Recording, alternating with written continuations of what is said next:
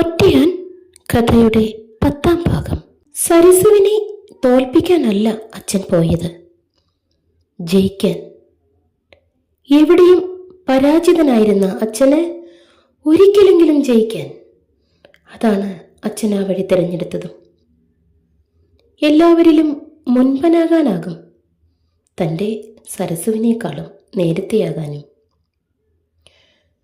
അച്ഛൻ്റെ മുഴുനീളത്തിലുള്ള തൻ്റെ ജീവിതത്തിലെ പാകപ്പിഴകളും തെറ്റുകുറ്റങ്ങളും ക്ഷമ പറച്ചിലും പശ്ചാത്താപങ്ങളും അമ്മയെ മെൻ്റൽ ഡിപ്രഷനിലാക്കി.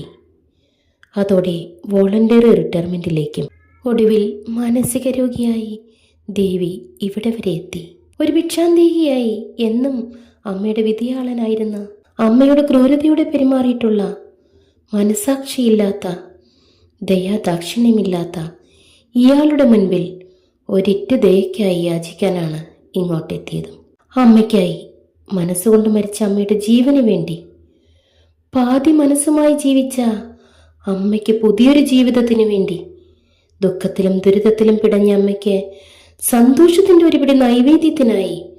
ഒരിക്കലും പ്രീതിപ്പെടുത്താനാകാത്ത, കനിയാത്ത ഒരു കഠിന ഹൃദയനായ മൂർത്തിയുടെ കരിങ്കൽ വിഗ്രഹത്തിന് മുന്നിൽ. അതാണ് സാക്ഷാൽ ഗോവിന്ദമേനോൻ. വീണു, വീഴ്ത്തി.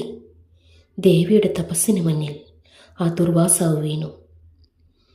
കഴിഞ്ഞ 2 ദിവസങ്ങളിലെ സാറിൻ്റെയും അമ്മയുടെയും നീക്കങ്ങളായിരുന്നു താനും സുമയും ശ്രദ്ധിച്ചത്.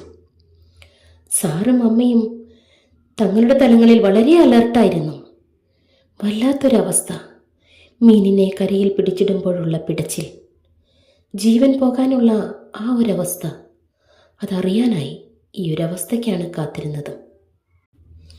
അന്ന് ഒരാഴ്ചക്കെന്ന് പറഞ്ഞ് ഈ ഫ്ലാറ്റിലേക്ക് കൊണ്ടുവന്ന അമ്മയുടെ മാനസിക നിലയിലും അവസ്ഥയിലും കണ്ട നല്ല തിരിച്ചുവരവാണ്. ആ ഒരാഴ്ചയിൽ അവർ പരസ്പരം കാണാനായില്ല. അമ്മയിൽ നല്ല വ്യത്യാസങ്ങൾ കണ്ടെങ്കിലും സാറിൽ വ്യത്യാസമൊന്നും കണ്ടില്ല.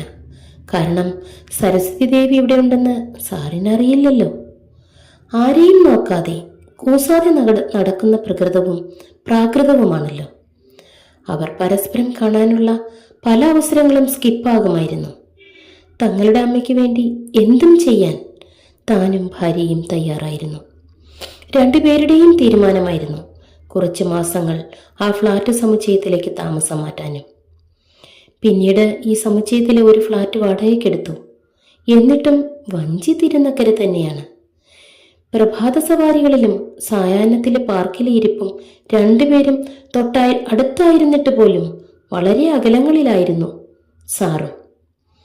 ഒരാളുടെയും മുഖത്ത് സാറ് നോക്കാറില്ല. സംസാരങ്ങളും തന്നെ ആര് ശ്രദ്ധിക്കുന്നു എന്നത് സാറിനൊരു പ്രശ്നമല്ലല്ലോ. അവരെ ഒരിക്കൽ പോലും തിരികെ നോക്കാറില്ല. അതാണ് സാർ.